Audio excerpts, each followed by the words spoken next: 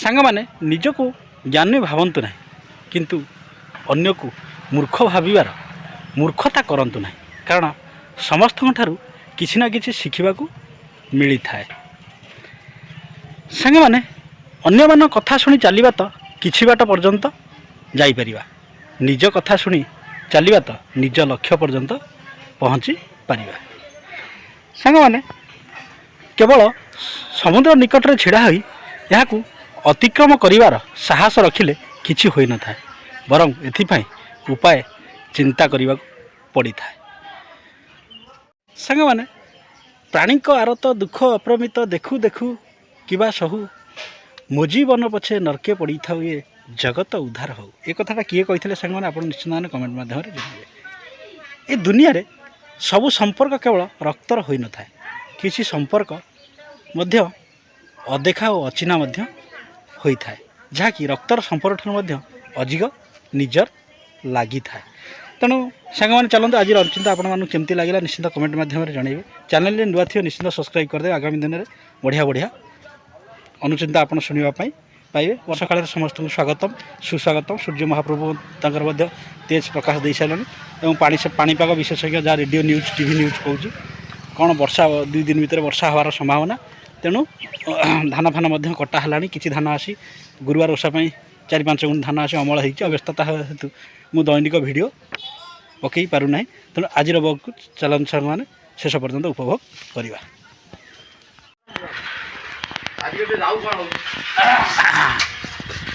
ହଁ ସକାଳ 8ଟା ବାଜିଗଲା। ଆଉ ବର୍ତ୍ତମାନ ମୁଁ ଯାଉଛି ଟିକେ ଓମଫେଡ଼। ସକାଳୁ ତ ଆପଣମାନେ ଦେଖିଲେ ଗାଈ ଦୁଆ ଖାଇବା ପିଇବା ସବୁ ଜଳଖିଆ ସବୁ ସରିଗଲା।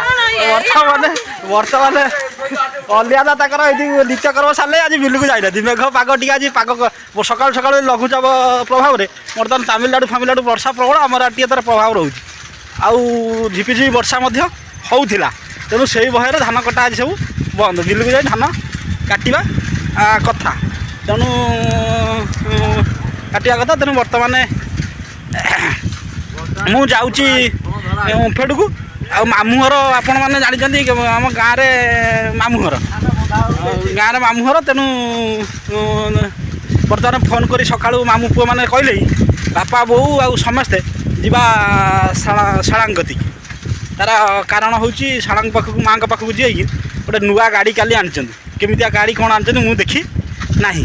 ତେଣୁ ସକାଳୁ କହିସାରିଲେ ଶାଳାଙ୍କ ପାଖକୁ ଯିବା, ଗାଡ଼ି ପୂଜାପୂଜି ଟିକେ କରିବା, ଆଉ ସିଆଡ଼େ ଟିକେ ଜମେଇକିରି ଖିଆପିଆ କରିବା, ତାପରେ ଘରକୁ ଆସିବା। ତେଣୁ ଦେଖିବା କ'ଣ ହେଉଛି। ମୁଁ ଯାଏ ମାମୁଁ ଘର ପାଖାପାଖି ଆସି ଗଲେଣି। ତାଙ୍କର କ'ଣ କେମିତିଆ ଗାଡ଼ି ଆଣିଛନ୍ତି ଆମେ ଟିକେ ଦେଖିବା। ତାପରେ ଡାକୁଛନ୍ତି ଶାଳାଙ୍କ ପାଖକୁ। ଏତେ ପାଗ ତ ଏମିତିଆ କୋହଲା, ଧାନ କଟା ଆଜି ହେବନି।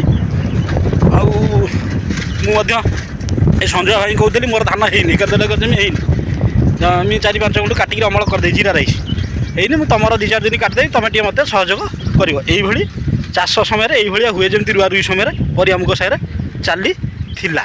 ତେଣୁ ବର୍ତ୍ତମାନ ଆମେ ଏ ଗାଡ଼ି କେଉଁଠି ଅଛି? ତେଣୁ ବର୍ତ୍ତମାନ ମାମୁଁ ଘର କେମିତିଆ ଗୋଟେ ଗାଡ଼ି ଆଣିଛନ୍ତି ଆମେ ଟିକେ ଦେଖିବା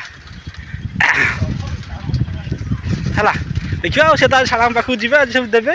ଆଉ ଓମଫେଡ଼ରେ ଟିକେ କ୍ଷୀର ଦେଇଦେବା। ହଉ ଓମଫେଡ଼ ଦେଇକିରି ମାମୁଁ ଘର ଗାଡ଼ି ଆମେ ଦେଖିବା।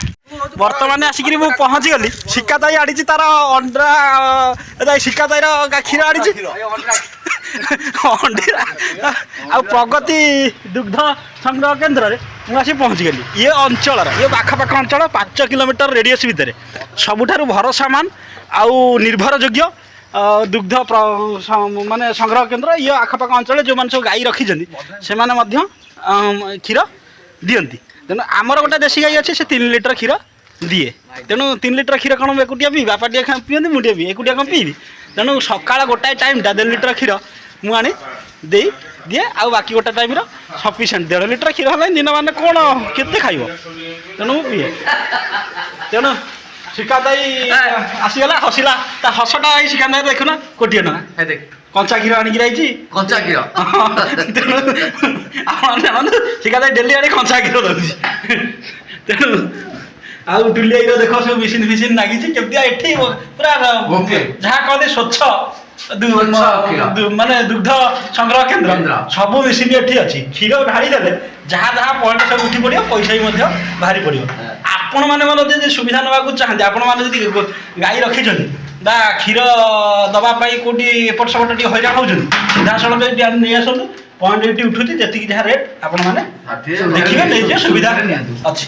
ତେଣୁ ସାଙ୍ଗମାନେ ବର୍ତ୍ତମାନ କ୍ଷୀର ଅଛି ଆଉ ହଁ ଲିଟର ମାନେ ଦେଖିପାରୁଛନ୍ତି ମୋର ଖାତା ଲେଖିଦେଲା ଟିଲି ଲେଖିଦେଲେ ମୋର ଦେଖିପାରୁଛନ୍ତି ଲେଖା ହେଇଛି ଲିଟର ପ୍ରତି ମୋର 42 ଟଙ୍କା ଲିଟର। ଦେଶୀ ଗାଈ କ୍ଷୀର ନା, ପିଓର ଦେଶୀ ଗାଈ, 42 ଟଙ୍କା ଲିଟର ଉଠିଛି। ଆଉ ଖାତାରେ ଲେଖା ହେଇ ଦେଖିପାରୁଛନ୍ତି। ତେଣୁ ଯାହା ହଉ ମୁଁ ଦେଇଦେଲି ଜାଣିଥାଉ କ୍ଷୀରର ମାନେ ଭ୍ୟାଲୁ କେତେ। ତେଣୁ କ୍ଷୀର ଦିଆ ସରି ଗଲା। ବର୍ତ୍ତମାନ ଆମେ ଘରକୁ ଯିବା। ଆଜି ପାଗ ଏଇଦିଆ କହିଲା ହେଇଠି ଖୁଚୁରାଇ ତାଙ୍କର ହେଇଠି ବାହାରିଗଲେ, ହେଇଠି ପଳେଇଲେ ହାତ ଦେଖେଇକିରି ପଳେଇଗଲେ, ପଳେଇଗଲେ ନିଜ ଯେଝା କାମରେ ସମସ୍ତେ ପଳେଇ ଗଲେଣି। ତେଣୁ ଆମେ ବର୍ତ୍ତମାନ ଆଉ କ'ଣ ଆଜି ବିଲବାଡ଼ିକି ଯିବାନି, ଯିବା ବିଲବାଡ଼ି ସବୁ ଦେଖି ଆସିବା। ସେଠି ଏଠି ଇଏ ଏରିଆରେ ଯାହା ଯେମିତି ଧାନ ହେଇନି ଏପର୍ଯ୍ୟନ୍ତ, ଆଉ 8 ଦିନ ଖଣ୍ଡେ ଯିବ। ଆଉ ସେ ଯେଉଁ 2 କିଲୋମିଟର ଦୂର ଏଠୁ ସେ ଜମିଟା କତିକି ମୁଁ ହାରାହାରି ମାସେ ହେଲା ଯାଇନି। ଆଉ ଟିକେ ଯିବା ବୁଲିବାଲିକି ଆସିବା। ଆଉ ତେଣୁ ଏମିତିଆ କଥା। ତେଣୁ ମାମୁଁ ଘର କେମିତିଆ ଗାଡ଼ି ଆଣିଛନ୍ତି ଟିକେ ଦେଖିବା। ସାଙ୍ଗମାନେ ଏଇଟା ହେଉଛି ମାମୁଁ ଘର ନୂଆ ଗାଡ଼ି ଆଣିଛନ୍ତି, କାଲି ରାତିରେ ଆଣିଲେ। ଆଉ ଦେଖିପାରୁଛନ୍ତି ଏଇଟା ହେଉଛି କୋଇ ଗାଡ଼ି କ'ଣ ହେଇଛି ଦେଖିପାରୁଛନ୍ତି, ପୁରା ଲମ୍ବା ଗାଡ଼ିଟା ଅଛି, 5 ଜଣ ବସିବା ପାଇଁ। ଇଟିକା ଦେଖିପାରୁଛନ୍ତି। ଯାହା ଭଲ ହେଲା ଆମର ମାମୁଁ ଘର ଗାଡ଼ିଟା ହେଲେ ଆମକୁ ଟିକେ ସୁବିଧା ହେବ। ତେଣୁ ସୁବିଧା ହେଲା। ତେଣୁ ଆମେ ବର୍ତ୍ତମାନ ଏଥିରେ ବୁଲିବାକୁ ଯିବାକୁ ସୁବିଧା ସମ୍ପୂର୍ଣ୍ଣ ହେଇଗଲା। ଯେତେବେଳେ ଯେମିତି ଗାଡ଼ି ଦରକାର ହେଉଥିଲା ଭଡ଼ା କରିବା ପାଇଁ, ଭଡ଼ା ଯେତେବେଳେ ଇମର୍ଜେନ୍ସି ବେଳେ ଗୋଟେ ଆକୁ ତାକୁ ଫୋନ୍ କର ଟେନସନ୍ ନେଉଥିଲୁ, ଆଉ ଟେନସନ୍ ନେବାରେ ଆମର ଟେନସନ୍ ଦୂର ହେଇଗଲା। ତେଣୁ ଗାଁରେ ମାମୁଁ ଘରେ ଜାଣିଛନ୍ତି ସବୁ ସୁବିଧା ଆମର ଉପଲବ୍ଧ ଅଛି। ତେଣୁ ବଢ଼ିଆ ହେଲା। ଆଉ ଗାଡ଼ିଟା ଆଜି ପଳେଇ ଆସିଲା, ଆଜି ପୂଜା କରିକି ପଳେଇ ଆସିଲା ପରେ କାଲିଠାରୁ ଚାଲିଲା ଆଉ କ'ଣ। ତେଣୁ ଆପଣମାନେ ସାଙ୍ଗମାନେ ଜାଣିଛନ୍ତି ଆମେ ସମସ୍ତେ ହେଉଛୁ ମାମୁଁ ଘର ହଉ ଆମର ହଉ ମାନେ ଗଭର୍ଣ୍ଣମେଣ୍ଟ ଜବ୍ ବାଲା କେହି ନାହାନ୍ତି। ବଟ୍ କିନ୍ତୁ ମାମୁଁ ଘର ସବୁ ବିଜନେସ୍ କରନ୍ତି। ଆଉ ମୁଁ ତ ଜାଣିଛି, ଆପଣ ତ ଜାଣିଛନ୍ତି ମୁଁ ଫାର୍ମର ଫ୍ୟାମିଲିରୁ ବିଲଙ୍ଗସ୍ କରୁଛି। ମାନେ ମୋ ଚାଷୀ ପରିବାର ଛୁଆ। ଆମ ସକାଳୁ ଉଠିଲେ ଧାନ କଟା, ଧାନ କୁଟୁ, ମୁଗ ବୁଣା, ବିରି ବୁଣା, ଏଇସବୁ ସିଷ୍ଟମ୍। ଯେହେତୁ ଘରେ ରହୁଛୁ, ଯାହା ହଉ ମାମୁଁ ଘର ଯେଉଁ ଗାଡ଼ିଟା ଆସିଲା ମୁଁ ବହୁତ ଖୁସି ଆଉ ବହୁତ ଆନନ୍ଦ ମଧ୍ୟ ଅନୁଭବ କରୁଛି। ଯାହା ହଉ ଧନ୍ୟବାଦ ସାଙ୍ଗମାନେ। ଏମିତି ଘରେ ରହିବା ଦରକାର, ଗୋଟେ କାର୍ ରହିବା ଦରକାର, ଯେମିତି ରୋଜଗାର ନେଇକିରି। ତେଣୁ ତାଙ୍କର ବଡ଼ ଫ୍ୟାମିଲି, 24-25 ଜଣ ପରିବାର, ଜଏଣ୍ଟ ଫ୍ୟାମିଲି। ଗଲ୍ଫରେ ଅଛନ୍ତି 2 ଜଣ ମାମୁଁ ପୁଅ ଭାଇ। ତେଣୁ ସେମାନଙ୍କର ହେଭି ପଇସା। ଆଉ ଗୋଟେ ଗାଡ଼ି ବି ତାଙ୍କର 4 ଚକିଆ ଆଗରୁ ଥିଲା, ତାଙ୍କର ସୁଜିଗଲା ସବୁ କିସ୍ତି। 4 ଚକିଆ ଥିଲା ଆମର ଟାଟା ଏସି। ତେଣୁ ଏଇଟା ସେ ନେଇ ଆସିଲେ, ଭଲ ହେଲା, ବଢ଼ିଆ ହେଲା। ହଉ ଧନ୍ୟବାଦ ସାଙ୍ଗମାନେ। ପରେ ଆମକୁ ଫୋନ୍ କଲେଣି, କ'ଣ ହଉ ଦେଖିବା।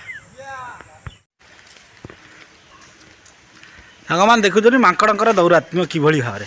ଏ ଘର ଦ୍ୱାର ପଶି ଯାହା ଖାଇବା କଥା ତ ଖାଉଛନ୍ତି, ଯାହା ନଷ୍ଟ କରିବା କଥା ତ କରୁଛନ୍ତି। ଏ ମଣିଷକୁ ବି ଆଉ ମଣିଷକୁ ମାନୁନାହାନ୍ତି। ତେଣୁ ଏଇଭଳିଆ କଣ୍ଡିସନ୍ ଆମ ଗାଁରେ। ସାଙ୍ଗମାନେ ଯଦି ମୁଁ ଆପଣମାନଙ୍କୁ ଗୋଟେ ଭିଡ଼ିଓ ମାଙ୍କଡ଼ମାନଙ୍କ ପାଇଁ ଉଦ୍ଦେଶ୍ୟରେ ଗୋଟେ ଭିଡ଼ିଓ କରିକି ଛାଡ଼ିଥିଲି, ଯଦି ଆପଣମାନଙ୍କ ଗାଁରେ କେମିତି ମାଙ୍କଡ଼ ଧରିବାର ସୁବିଧା କିଛି ଉପଲବ୍ଧ ଅଛି ତାହେଲେ ତୁରନ୍ତ ଜଣାନ୍ତୁ। ତେଣୁ ଏଇଭଳି ଦେଖିପାରୁଛନ୍ତି ଏଇଠି ଏମାନେ ମଣିଷକୁ ବି ମାନୁନାହାନ୍ତି। ଆଉ କ'ଣ କରାଯିବ। ତେଣୁ ଏତେ ମାଙ୍କଡ଼ ଦେଖିପାରୁଛନ୍ତି ସାଙ୍ଗମାନେ। ତେଣୁ ଆପଣମାନେ ନିଶ୍ଚିନ୍ତ ଏମାନଙ୍କୁ ହେଇଠି ପଳେଇଲା। ତେଣୁ ଏମାନଙ୍କୁ କେମିତି ଧରିବା ବ୍ୟବସ୍ଥା ଆପଣ ନିଶ୍ଚିନ୍ତ ଜଣାଇବେ ସାଙ୍ଗମାନେ। ହେଇଠି କେତେ ମାଙ୍କଡ଼ ଦେଖିପାରୁଛନ୍ତି, ପୁରା ଦେଖୁ ଦନ୍ତା ମାଙ୍କଡ଼ଟା କେଡ଼େ ହୁଣ୍ଡା ମାଙ୍କଡ଼ଟା ହେଇଠି ହୁଣ୍ଡା ମାଙ୍କଡ଼। ଆଉ କେ ଯାଏ ଦେଖିପାରୁଛନ୍ତି ହେଇଠି।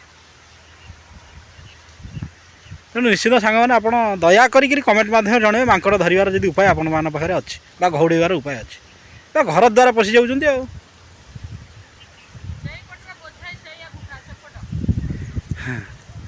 ତେଣୁ ଏମିତିଆ କଥା ସବୁ।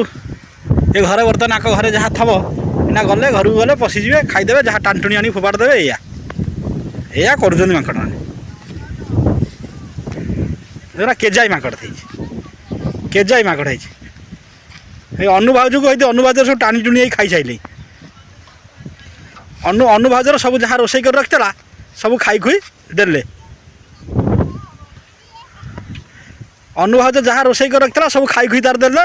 ଦେଖିପାରୁଛନ୍ତି ତା ଘରେ କେଯାଏ ପଇସା ହେଇଛି। ତେଣୁ ମାଙ୍କଡ଼ ଏଇଭଳିଆ କଥା ସାଙ୍ଗମାନେ। ଦେଖିପାରୁଛନ୍ତି ମାଙ୍କଡ଼ଙ୍କର ଦୌରାତ୍ମ୍ୟ କିଭଳି ଭାବେ ଆମ ଗାଁରେ। ଏଇଭଳି ଦେଖୁ ମଣିଷକୁ ମାନୁନାହାନ୍ତି। ହେଇତି ପୁରା ପୁରା ମାଙ୍କଡ଼ ହେଇତି ପୁରା ଯାତେରା। ତେଣୁ ସାଙ୍ଗମାନେ ନିଶ୍ଚିନ୍ତ ଯେଉଁମାନେ ଭିଡ଼ିଓଟି ଦେଖୁଛନ୍ତି ଘରଦ୍ୱାର ମଧ୍ୟ ପଶି ଯାଉଛନ୍ତି। ତେଣୁ ଯେଉଁମାନେ ଭିଡ଼ିଓଟି ଦେଖୁଛନ୍ତି ନିଶ୍ଚିନ୍ତ ଆପଣମାନେ କମେଣ୍ଟ ମାଧ୍ୟମରେ ଜଣାଇବେ ମାଙ୍କଡ଼ କେମିତି ଧରା ହେବ ବା ଧରାଳି ଯଦି ଥିବେ ଆମର ଟିକେ ଆଡ୍ରେସ୍ ଦେବେ। ନିଶ୍ଚିନ୍ତ କମେଣ୍ଟ ମାଧ୍ୟମରେ ଜଣାଇବେ। ମାଙ୍କଡ଼ଙ୍କର ଏଇଭଳି ଦୌରାତ୍ମ୍ୟ ଏଇଠି ବଢ଼ି ବଢ଼ି ଚାଲିଛି। ନୂଆ ଗାଡ଼ି ବର୍ତ୍ତମାନ ଯାଉଛି ଆମର ଶାଳା ମନ୍ଦିରକୁ ପୂଜା ହେବାକୁ। 3 ମାମୁଁ ଯାଉଛନ୍ତି, ମୋ ବାପା ବୋଉ ମଧ୍ୟ ଯାଉଛନ୍ତି। ସମସ୍ତେ ହାଡ଼ିଆ ଯାଉଛି, ଶୁଭ ଯାଉଛି। ତେଣୁ ସମସ୍ତେ ମୋ ବୋଉ ମଧ୍ୟ ଯାଉଛି। ବୁଦ୍ଧିଆ ମୋର ମୁଖ୍ୟ ଡ୍ରାଇଭର। ଫୁଲ ଉଠିଛି ନା। ମୁଖ୍ୟ ଡ୍ରାଇଭର ବର୍ତ୍ତମାନ ଗଲେ ଶାଳାଙ୍କ ପାଖକୁ ଗଲେ ମାଆଙ୍କ ପାଖରେ ଗାଡ଼ିଟା ପୂଜା ହେଇକିରି ଆସିବ। ଚାଲ। ତେଣୁ ଇଏ ହେଉଛି 2 ନମ୍ବର ମାମୁଙ୍କ ବଡ଼ ପୁଅ ଯିଏକି ଗଲ୍ଫରେ ଅଛି। ସମସ୍ତେ ଡ୍ରାଇଭର ସେମାନେ ଗଲେ ମାଆଙ୍କ ପାଖରେ ଗାଡ଼ି ପୂଜା ହେଇକିରି ଆସିବ। ଇଏ ଗୋଟାଏ ମାମୁଁ ପୁଅ, ଇଏ ବି ଡ୍ରାଇଭର। ଆଉ ଗୁଡ଼ୁଦା ବି ଡ୍ରାଇଭର। ସେପଟରେ ଗଣେଶ ବି ଚିକନ ଡ୍ରାଇଭର, ଗଣେଶ ବି ଡ୍ରାଇଭର। ସମସ୍ତେ ତାଙ୍କର ଡ୍ରାଇଭର। ତେଣୁ ଇଏ ଗାଡ଼ିଟା ବି ତାଙ୍କର। ତେଣୁ ଏମାନେ ତେଣୁ ଏମାନେ ବଞ୍ଚିବା ପାଇଁ ହେଲେ ଯାହା ଗୋଟେ ବିଜନେସ୍ କରିବାକୁ ପଡ଼ିବ। ଯେ ଟଙ୍କା ଗାଡ଼ି ନେଇଗଲା ସେ ଗଲ୍ଫରେ ଅଛି, ଆଉ ଗୋଟେ ଟଙ୍କା କୁଏତରେ ଅଛି। ତେଣୁ ଯାହା ହଉ ସେମାନେ ଯେମିତି ଗାଁରେ ରହିଲେ କିଛି ଇନକମ୍ ସୋର୍ସ ବଞ୍ଚିବା ପାଇଁ ତେଣୁ ସେ ଉପାୟ କରୁଛନ୍ତି। ତେଣୁ ସାଙ୍ଗମାନେ ଦେଖିଲେ ଆଜିର ବ୍ଲଗ୍। ଏମାନେ ନୂଆ ଗାଡ଼ିରେ ଗଲେ ମାଆଙ୍କ କତିକି ଦର୍ଶନ କରିବା ପାଇଁ। ତେଣୁ ଆପଣମାନେ ଦେଖିଲେ କମେଣ୍ଟରେ ନିଶ୍ଚିନ୍ତ କହିବେ ଗାଡ଼ିଟା କେମିତି ହେଇଛି। ଇର୍ଟିଗା କମ୍ପାନୀର ବଢ଼ିଆ ଲକ୍ଜରିୟସ୍ ଏବଂ ପ୍ରେଷ୍ଟିଜିୟସ୍ ଗାଡ଼ି। ତେଣୁ ଆମେ ମଧ୍ୟ କେତେ ସୁଯୋଗ ପାଇଲେ ଗାଡ଼ିରେ ବୁଲି ଆସିବା। ତେଣୁ ସାଙ୍ଗମାନେ ଆଜିର ବ୍ଲଗ୍ ଆପଣମାନଙ୍କୁ କେମିତି ଲାଗିଲା ନିଶ୍ଚିନ୍ତ ଭିଡ଼ିଓ କମେଣ୍ଟ ମାଧ୍ୟମରେ ଜଣାଇବେ ଏବଂ ଚ୍ୟାନେଲରେ ନୂଆ ଥିବେ ସବସ୍କ୍ରାଇବ୍ କରିଦେବେ।